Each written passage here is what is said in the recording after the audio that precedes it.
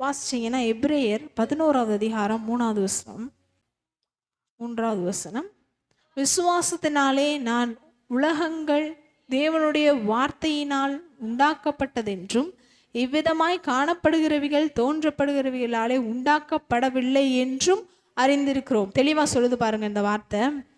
காணப்படுகிறவைகள் எல்லாம் அவைகள் இருக்கிறதுக்கு முன்பதாக கடவுள் பேசின போது உண்டாக்கப்பட்டவைகள். அதனால் வார்த்தையினால் நம்முடைய தேவன் வார்த்தையின் தேவன். எப்போ இருந்து பேசுகிறார் அப்படின்னா நித்தியத்திலிருந்து பேசி கொண்டு இருக்கிறார்.